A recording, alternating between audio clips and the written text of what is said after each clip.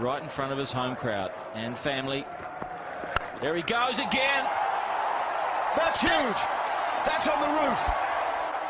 I'm the worst football manager ever, and welcome to Cricket Captain 2017, and this series, my How to Play Cricket Captain 2017. In today's video, we are looking at how to play fielding in Cricket Captain 2017. You may have watched the other videos where I've looked at batting and I've looked at bowling, and today is the turn of fielding. If you're new to this channel, then welcome. I hope you're all doing all right, and if you fancy following along in this series, but also a load of other series that I've done with Football Manager 2017 and previous ones as well, feel free to click the subscribe button, and then as we go on, if you're enjoying this video, if it's in any way helpful, then do hit that like button as well. The aim of this series is simply put it to help people to get to know the game a little bit more. By no means am I the chosen one for Cricket Captain, and I'm not the best player there is. I'm not particularly great at it either, but I thought I'd put this series together to see if I can kind of maybe encourage some others to play the game, also for me to just have a bit of a play around with it as well, and maybe if there's a desire there, I might do a Let's Play series as well.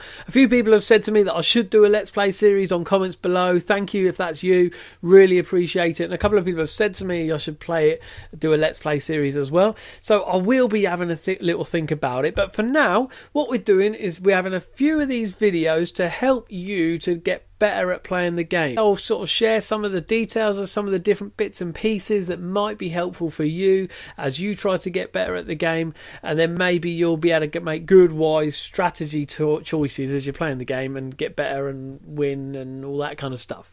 Also, disclaimer, I may not say everything there is to know. There may be some things that you think of. So what I encourage you to do is leave comments below with anything that I miss when it comes to this. But likewise, maybe you want to know a little bit more. Why don't you read the comments below on the other videos, and probably this one as well, which will be there eventually as well, with other people's suggestions and thoughts and ideas and things that they might want to point out as well. Similarly, I have no script here. Therefore, there may be some things I say wrong. If that's the case, please leave comments below saying what I've said wrong, but hopefully you get the gist of what I'm saying, and in the excitement of it all, some things might come out incorrectly. So let's get on with it, shall we? Let's look at fielding. Here we are. In this instance, I'm playing an England versus South Africa match. I'm England, doing a one-day international, and I'm about, how many overs in? I'm 8 overs into the match, and I've literally just got my first wicket, so they are now 40 for 1. I'm not playing particularly great, but it's kind of helpful because I've now got a new batsman in the name of De Villiers, and I've got De Kock. Brilliant. And we've got De Kock, who's the opening batsman, who is obviously doing quite well as well at the moment. So we've got two different batsmen, which may well suggest to you that you need two different fielding options available to you. Okay, so the things I want to point out before we get into the depths of the fielding side of things is here on the kind of the match screen, the things you want to look out for. Firstly, you want to obviously look at your batsmen to see how well they're doing. You can see their strike rate there. You can see the type of batsman they are, which I obviously talked about in the previous video. But the other thing I want to show you that I haven't shown you yet is down here you can see the general weather and the conditions of the pitch that you're playing in.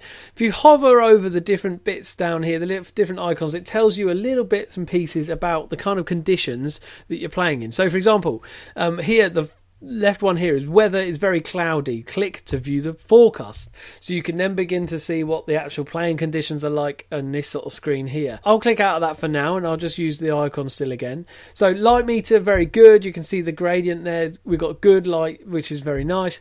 Bounce is perfect. Pitch is very good, which means it's a very stable, good pitch. Ball is getting some nice, decent bounce on it. And you can see here the outfield is very slow, which simply means that the ball travels slowly outside of the kind of central bit of the wicket. It travels quite slowly, which doesn't favour batsmen unless they're trying to lift it off the ground, which means the fielding has got a bit of an easier job, actually, when it's a slow outfield. And the final thing here is you can see field restrictions 2 overs remaining. Now, the fielding restrictions differ from different types of matches that you're playing, and I'm not going to go into those restrictions now. If you just Google them, you can find out the general rules. But simply put, you can see the two areas here that are slightly shaded. The restrictions, it looks like from these ones, it seems that you can't have more than 2 players Yes, there you go. You can't have more than 2 players outside of the area. You cannot use this field setting because you are not allowed more than 2 fielders outside the fielding circle.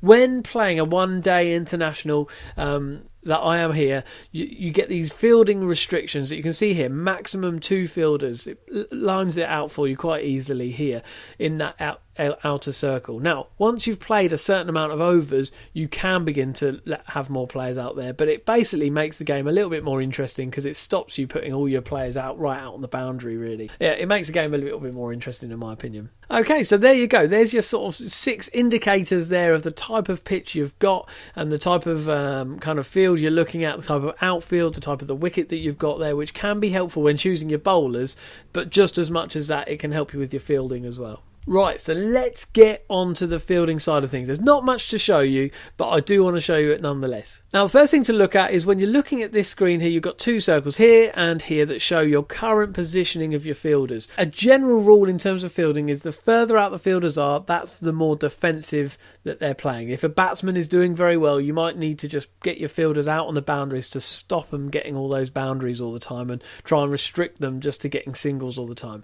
However, similarly, vice versa, if your players are really crowded in or the batsman's not doing well, bring in your players nice and close so that you can avoid them really getting anything decent. You might be able to get some catches that way. You might, if they're not getting any fours or anything, then stopping them getting the singles as well means they're going to be pretty limited as to what they can do.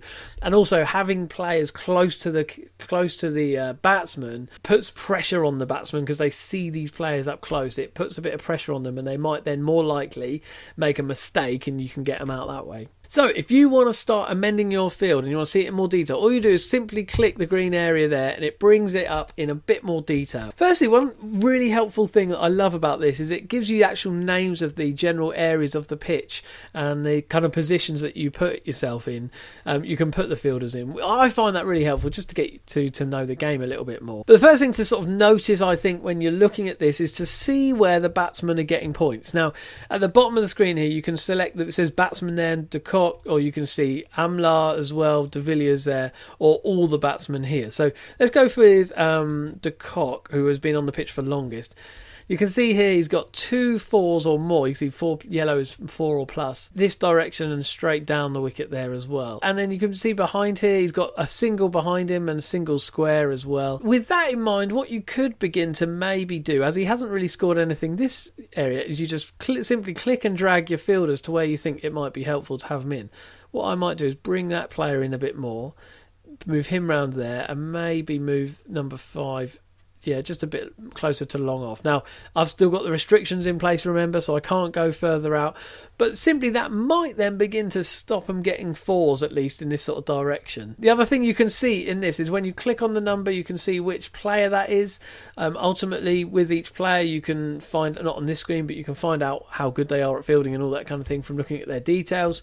But it's just helpful to see who you've got where. If you want to see even more detail, down the bottom here, you can click Show Non-Scoring, and it will then show you, as it says, the non-scoring shots that they've made. So you can see there that he played 1 into the slips and 1 into sort of leg slip direction, but probably the wicketkeeper caught that, got to that at least, didn't catch it. But then number 3 there, Duckett, you can see he was played directed at him, so he probably stopped a single going there. So you can see a little bit more details to where they haven't been scoring, which can actually help you know if you've got the players in the right place or not. Okay, just next to that Show Non-Scoring tab is the Show Shots Since tab. That is a mouthful. That's a mouthful to say. The Show Shots Since tab simply allows you to see more recent shots as opposed to over a longer period of time. So you can show it since however many overs. We've had 8 overs, so that's just literally been in the 8th over. Shots since the 7th over, 6th over, 5th over, 4th, so blah blah blah. By doing that, it means you see what has really been happening in the really recent times as well, which actually for fielding positions, particularly if you've had a batsman that starts doing really well, it can help slow them down quite a lot. Other things you can do as well, as I said, you can amend the batsman. You can either have it on one batsman or all of the batsmen and see where they're all hitting it. I think personally it's best to stick to one batsman at a time because certain batsmen will hit it in a certain direction all the time. It's just their preference, the way they like to play, and you may as well capitalise on that as fielding team by putting your players where that specific person wants to hit it.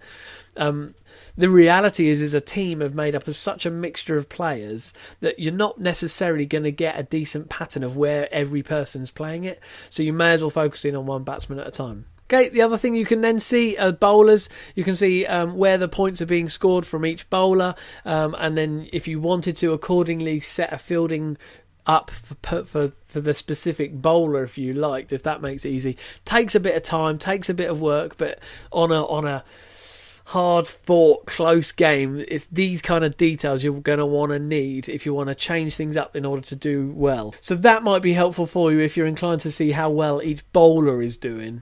Okay, so I wanted to show you here on the right, you can see some fielding presets there. And this is basically, as it says, presets that the game has made for you to kind of choose between them and select which ones you like. This is an easy first point of access to go when it comes to fielding. Rather than trying to create your own, rather than trying to amend every bits and details, stick with the kind of presets. It'll probably just help you out quite easily and try you out in different things, and it might block some of the gaps that were there. But maybe you're wanting to create your own that is going to be a stable one that particular bowler loves to bowl with. Personally, I play cricket for a local side, and I've got bowlers in my side who particularly like a set fielding structure, regardless of the batsman they're playing against. They just like it a certain way. And maybe you've got bowlers that are the same. Maybe you're a sort of player who's the same, and you want a specific fielding setup.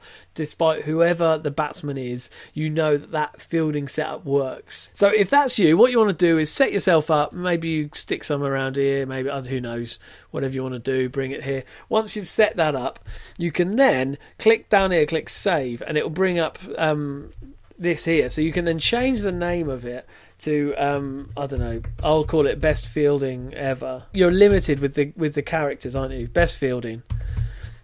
Okay, so best fielding there is now set up. And so what I'll do is I'll click OK, and you can then see it set up there as a preset for you. So straight away you can just click on it and you're there straight away. So that can be quite helpful if you know you want to keep returning back to the same fielding structure. So we'll click OK, and let's play an over with that fielding set up. Look at that, and we gave away just 2 runs in that one. Absolutely beautiful. And look, you can see here actually, because that fielding setup is only set up for de Kock, and you can see here on the bowling side of things here, each bowl, no run, no stroke, no run, 1 run. So literally that bowler only gave away 1 run with this fielding, which is pretty good. I'm pretty happy about that. So that pretty much sums up fielding, to be honest. You click the green pitch, you set your field as to how you want it using a preset or purposely moving each individual player to where you want them to be. You click save, you crack on from there, and then you hope for the best that they catch them when they hit them high. Easy as that, right? Yeah, well, that about brings this to a close. Now, it's a much shorter one, I recognise that, and maybe there's some things that I've missed. If I have, leave comments below. Tell me other things about fielding that might be helpful for people when they are playing this game. But I hope it's been helpful for you. I hope it will help your fielding in the long run. If you have liked this, hit the like button, subscribe if you want to stay up in tune with this series and other series that I'm doing.